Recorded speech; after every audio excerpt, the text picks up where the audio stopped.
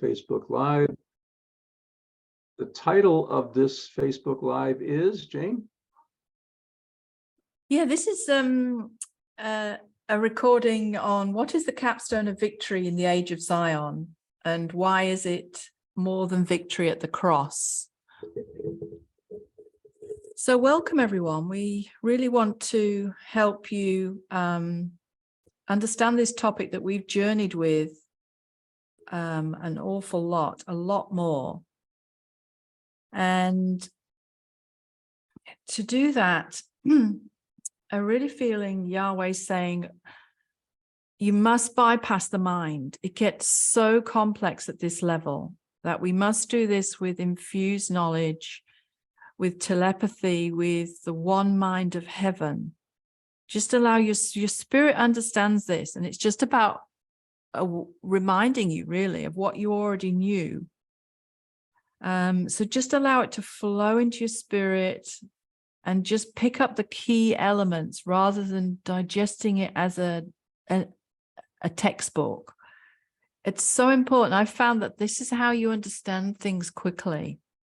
It really, really does work. Okay, Bill, do you want to start us off? Oh, Well, do you want to just invite heaven to come and help us? Yeah. So we're in oneness with all of heaven at this point.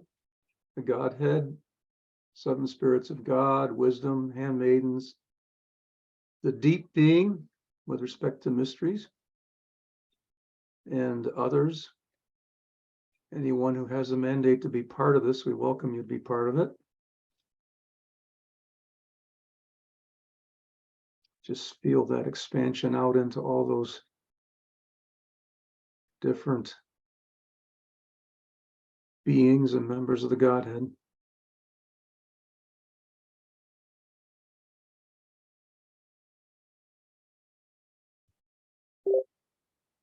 We do see Zion as being four different things, which Mount Zion, which is the kingdom. Zion is the age of Zion, and the capstone of the age of Zion is the capstone of victory. Zion is also a city, which is over the realm of New Day. And Zion is a realm. We're talking today specifically about the age of Zion and the capstone of the age of Zion, which is the sum of the age of Zion, which is victory. And we did choose a title to show you that it's not just victory in the cross. This is something that Yeshua's sat down after resurrection, ascension, and sat down on a throne. And Scripture says he's been waiting for his enemies to be made a footstool for his feet. And that means he's waiting for somebody else to do it. It's not something that was done just by the cross. I mean, the groundwork was laid by the cross, but is something that actually has to be done as a military campaign. And we're the ones that do it. He's waiting on us to do it. Yes, I think it's all back to this. There's a start and an end of every concept. Yep. And we haven't understood that as a universal house. And that's why we haven't seen the nuances involved with this.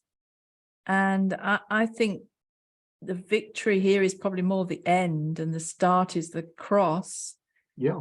So what we want to know is to go beyond just our salvation and what happens to us here on earth, but to look at the whole victory over so many things that we didn't even know really existed.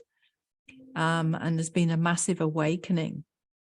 And I think it's exciting that as mature sons, we are getting to understand how the universe and how the earth works and how governance works so much more. This is really positive.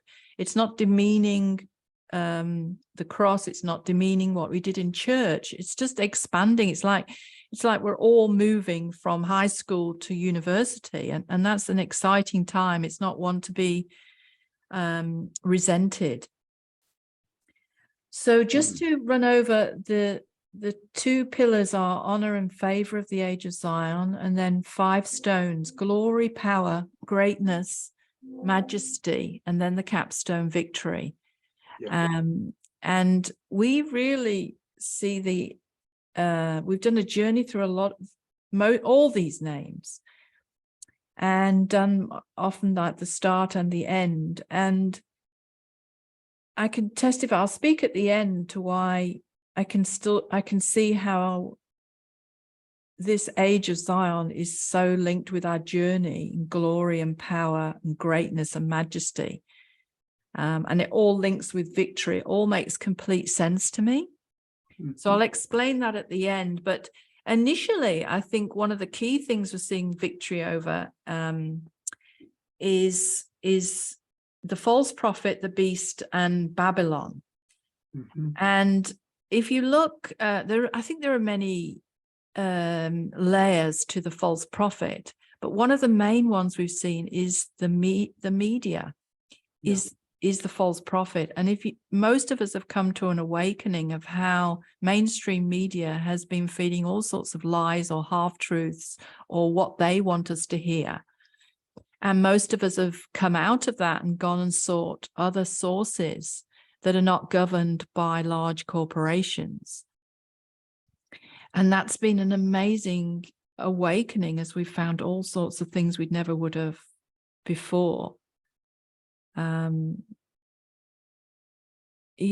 you want to add to that, Will? Yeah, I would see false prophet as being in the education system, and it's also in the medical system.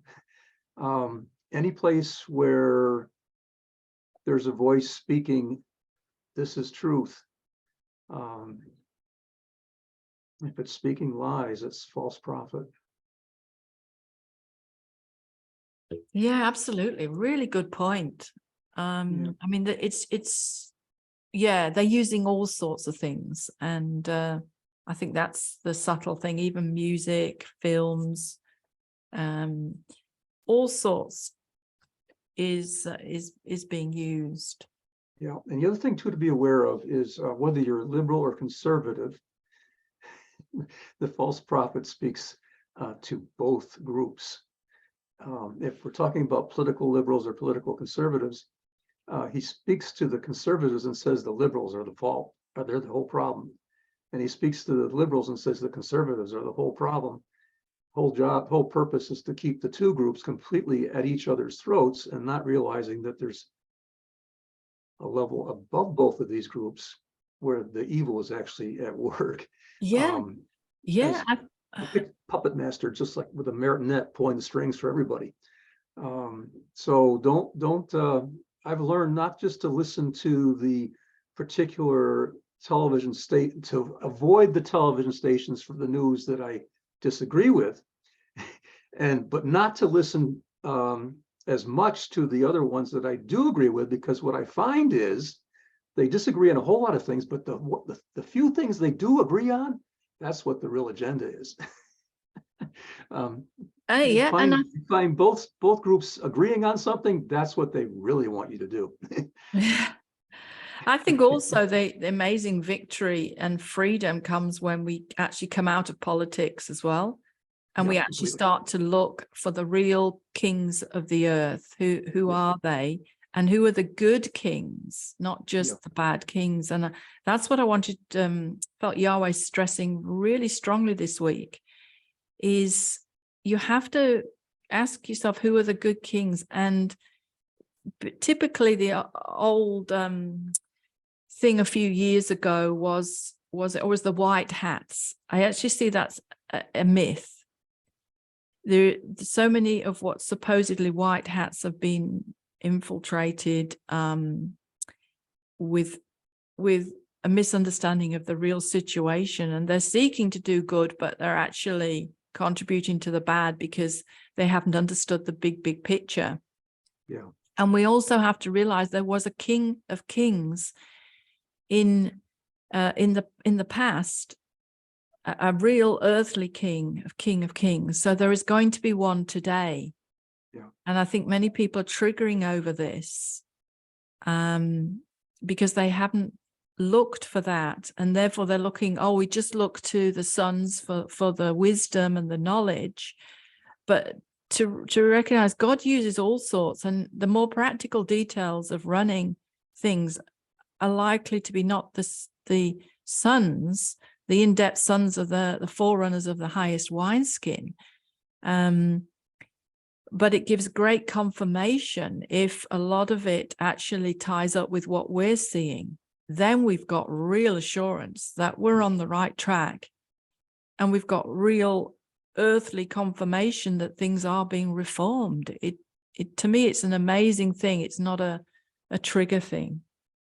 Babylon's gotten to the is in the process of falling. It's been falling for several years. My understanding, 2017 was the beginning of that, and 2024 is the end of that. Though I could see that it could have completely fallen before that time. And things are very much coming to a head right now.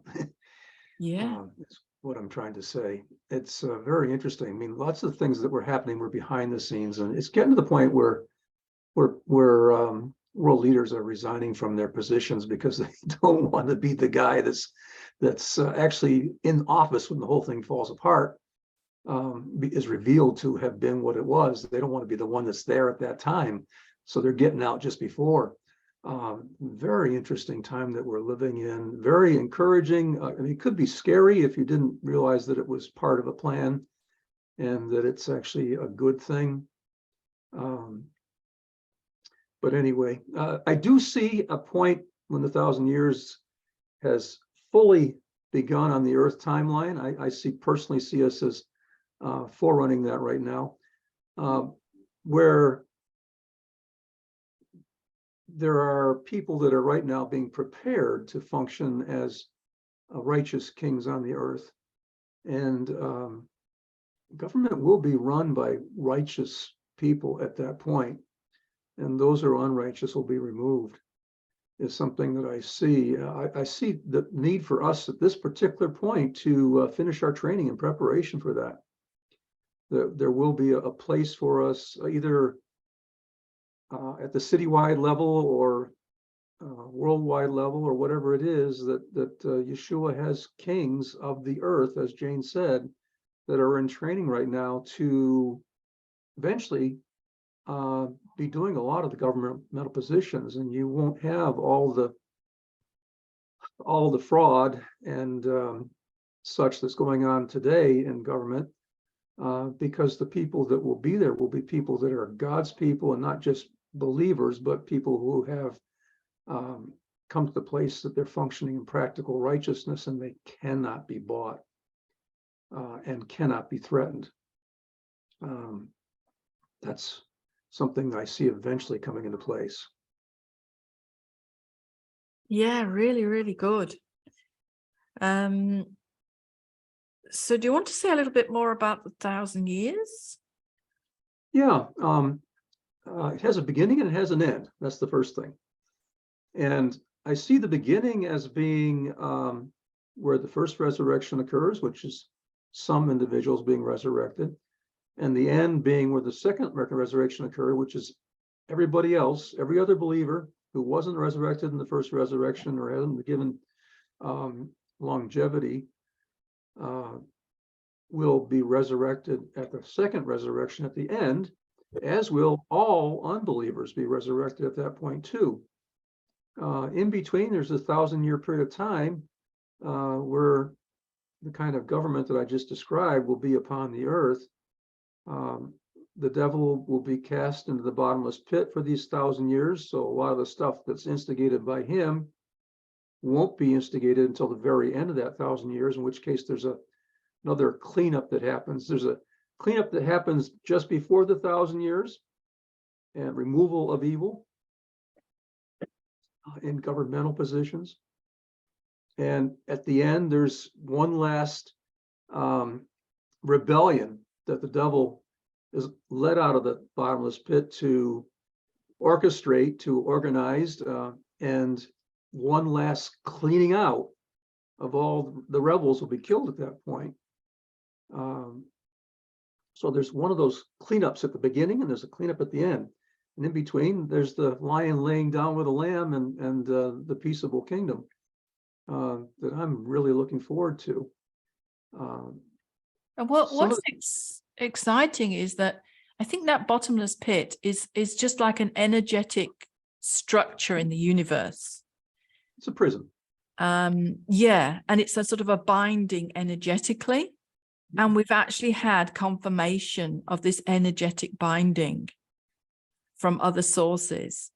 So, I mean, that just brings me greater confidence in the scriptures, that they're describing it in less scientific ways, but nevertheless, you know, it sounds so silly, doesn't it? A bottomless pit. But when you think that there's probably huge descriptions scientifically of what these things are, it really confirms that they're real. Yeah. And I've grown to a greater belief and understanding of the beast that I probably, I just didn't have a fraction of it 5-10 years ago. Yeah, the key thing about that is, for us, New Jerusalem is a body and the Lamb is the head over the body. With respect to the beast and Babylon, Babylon is the body of the beast, and the beast is the head over Babylon. Right now, Babylon is being destroyed. It's like an onion with layers and layers and layers and layers, peeling off one more layer of evil. It's getting down to the point right now, I believe, where people are going to start to wake up. And one of the functions of judgment is to bring people to repentance. And if there's been enough judgment that it actually becomes visible that layers and layers of evil are dying off, being killed off, at some point, somebody at some point will wake up and say, I don't want to go that same way. I'm going to repent. And that's the other thing that I see, Jane, is there's going to be an awakening. It's the equivalent of Jonah finally, God getting Jonah finally to Nineveh, where God's plan was to bring the whole nation, from the king down to everybody else in that entire nation. Every single one of them came to repentance. And these were the enemy of Israel at that time. The enemy of Israel repented. From the king down to the lowest, everybody in the entire nation repented, because Jonah showed up. Well, he got vomited up on the beach from a fish or whatever it was that he was swallowed by, probably wiped by stomach juices. He probably was quite a sight when he finally arrived and preached the message that he'd been told to preach, and it was completely successful. Like, nobody said no, not a one. In the worst enemies that God had anywhere on the earth, they all said yes, even more so than the believers had been doing until that point. So I look forward to something like that happening as part of the this time leading up to the beginning of the 1,000 years. At some point, something like that is going to happen, and it's going to be amazing. So it's not just judgment to death. At some point, people will start choosing life rather than death. That's the most amazing story and encouragement. Really encourages me. We've also got recordings on Babylon with a lot more detail. So just search our website and just even other pages, and just get really hungry for what it means and what practical steps you can take. And I think there will be a lot more life coming to you then, and also the golden age and the wealth transfer. Because what we're seeing is that this is like almost the start of the preparation for the golden age to come in, which comes in next. So we have to do this bit first, even though it's really uncomfortable. But and many even want to deny that it's even a problem. But you have to understand how the big financial structures work and how the big corporations work. Otherwise, you're never going to understand where the money's going to come from. And we're just going to be like little children. And then we're just going to be, I just need somebody to pay me out and do this, instead of taking authority over it. And I think the ones who take authority over it will be the ones who have the greatest reward as well. That's the difference between talking about ruling and reigning during the 1,000 years, and there's a certain percentage that will function in the age of Melchizedek and will rule and reign during the 1,000 years, and the rest of folks, believers, won't be ruling and reigning during that time. And it does require entering into kingship and priesthood to be able to be a part of that. And those who are being resurrected in the first resurrected are being resurrected to participate in 1,000 years of ruling and reigning, functioning as kings and priests. It's a great privilege. It's a destiny that's on many of our scrolls. If we've done the journey, we'll be able to actually participate in it rather than just watch it happen. I mean, everybody will get the benefit of it happening, but some will actually get the privilege of participating in it. I think here's a little piece. I think this, with respect to the United States, that there's going to be 50 kings finding themselves sitting in the governor mansions in each of 50 states. And I think that that's on 50 people's destiny scrolls. Rather wouldn't mind that at all, you know. Executive mansion with responsibility involved with it, but still. Yeah. Well, it's a really exciting time, and just to bring a greater understanding of I should say we've got a lot more detail on the 1,000 years. We've got a recording on that as well, so check back for some of those things. But just to bring in the other stones, unless you've got anything more to say on the victory, Bill? No, that I think we've about covered victory, given a good illustrations of what it means. And we did probably need to mention that it is a capstone, and our understanding of capstone, our experience of capstone is that you descend as the capstone of victory. But you'll find your function as the capstone of victory. Yeah, we can talk about the 4 archstones that lead up to that capstone. Yeah, I mean, I think also it's interesting that the pillars are honor and favor, because I think that this is what will be happening. We'll be getting a lot more honor and favor, and people will recognize that there are good kings, and that the good kings are more in control. Yeah. And the interesting one is glory and power, because I think what's happened is in the age of Melchizedek, we've begun to get our identity as a son, with king, priest, legislator, oracle. We're still at fairly early stages of it, but we're getting grips with it. But when we get to this stage, victory, I think we start to actually begin to have the real power. And also the glory we bring is so much more magnificent in heaven because of the authority and the intimacy and the union we've taken on. Yeah. Like we all have glory around us. But when you put on more gowns and more crowns, the glory is like more intense, is what I've seen in encounters in heaven. Yeah. And we've been constantly asking, you know, when does our real power kick in? We don't feel like we've got the full power, even though I think we've made a major, major difference. We've done some great works over a long period. And I think we're in this position where a lot of these agendas are falling down because of that work and those great works. But I sense now this will be the real power.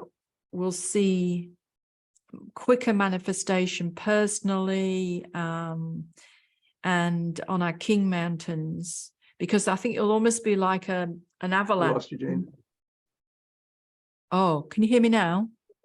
Yeah, I can hear you. I lost your audio just for a brief moment there. I can hear you now. Thank you. It'll be like an avalanche where one thing will collapse, and we collapse.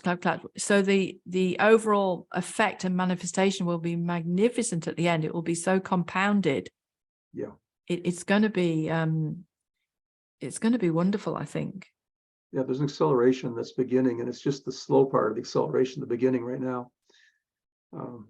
Think And I about think 0 to that's 60 on a car, 10 Yeah. seconds or whatever it is. The first part is rather slow, but the last part's really fast. And I think this is where the greatness stone comes in as well, because we've done so many great works to get the victory over our enemies that we are now becoming great, and all the implications of what that means. It's so amazing, and to engage in the majesty. I mean, to be majestic, I see you have to have done great works.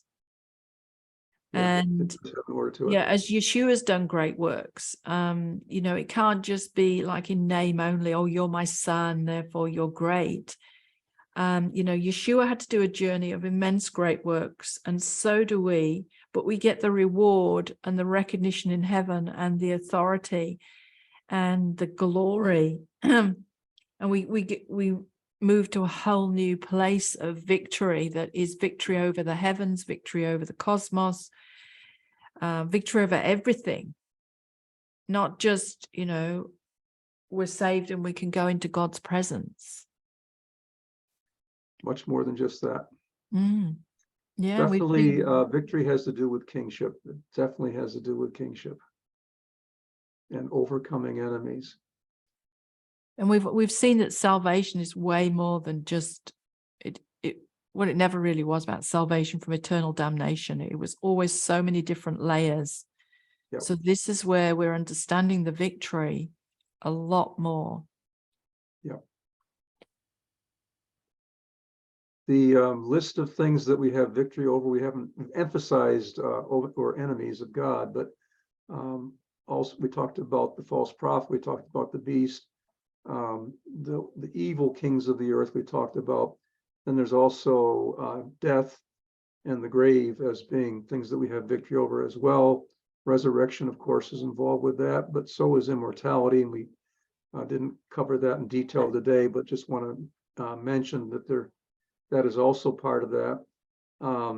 There is a second death and a first death. Second death is the lake of fire, and not everybody faces that, but some do. It's not permanent. It's for a period of time and has a purpose of bringing people to a place to be able to move on their journey. And there's a progression, a journey from all the way to, on the one end, fully experiencing the second death, and so on to, on the other end, the progression I see at the other end of the entire progression is immortality. So the journey from here to there, as far as overcoming, you can, and you spoke about this recently, comes to the place where you know that you've been given a promise that your name will not be blotted out of the book of life, and there's absolutely no danger in your life of having to face the lake of fire. That's one of the levels along the way of overcoming. So are we about complete, Bill? Yes. Yeah, I just want to mention the Accelerator program. It's a new thing we have now that you can just sign up on the pop-up on the homepage, and it's some of the key pages, key recordings over our long journey that we feel to highlight. It's self-paced, and comes by email, but if on an autoresponder. But if you wish to join us in a live Zoom as well, we have a fortnightly, bi-weekly Zoom meeting, and that's listed on our website and on the Facebook pages. So do come in and join us, ask questions, create family. We really would love to engage in relationship with you. Yeah, there really is a benefit to meeting face to face, like Jane and I are doing here today. where you can hear each other speak, but also see each other's faces. I Coming, think it makes you more motivated to be diligent with the material yeah, offline as well, because you've got that relationship and you've got that commitment and you've got people challenging you. When you try and do it all on your own, I think it's very easy just to slip away and lose motivation. We're not designed to do it on our own. And, you know, this never was a just listen to things at a distance. It's the new wineskin is so much about coming together more and more closely. The 12 Yeah. houses beginning to really learn to network and be able to get on with each other and to be willing to listen to their revelation and they listen to ours. And that way we get this bigger and bigger and bigger picture. We don't get stuck in certain concepts we think we've got sussed when we haven't. And there are so many more layers to it. So that's why we'd so encourage you to come along. We'd like to actually have other leaders who can do question and answer. You don't need any skill, just facilitating a question and answer meeting together. We'd love to have loads of different groups at different time zones. So if you'd like to offer to do any of those, just let us know as well. And we're very open to people who want to begin benches as well. Let us know on that. Again, we can help and train you in that. You don't have to be experienced, you just have to have been in a bench for a while. But if you've been in for a while, you're probably well able to facilitate one. We encourage you to join benches as well. And we have our one on a Wednesday night, 7 p.m. Eastern time. Every 2 weeks. So do consider whether you can come and join us, or at least join the chat and see if it fits where you're at. Okay, shall we leave it there? Yes. Just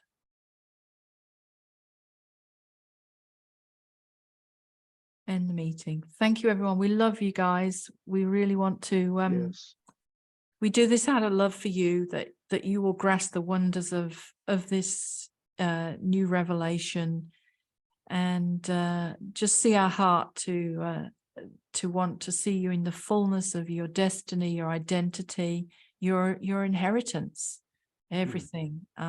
We long for that as apostles and as fathers and as forerunners. We do long for that. And if you want to know what Lost Jane's audio briefly here. I think she's turned recording off.